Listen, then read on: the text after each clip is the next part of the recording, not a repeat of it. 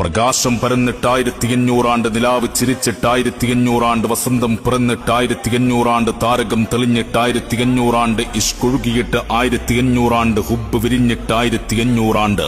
മാലാഖമാർ താരാട്ടുപാടി ഉറക്കാൻ കാത്തിരുന്ന ആരംഭപ്പൂവായ കുഞ്ഞുമോൻ ആമിന ബീവിയുടെ ഉദരത്തിൽ നിന്ന് പിറന്നു വീണ് കുഞ്ഞിക്കണ്ണുകൾ തുറന്ന് ലോകത്തെ കണ്ടിട്ട് 1500 ആണ്ട്.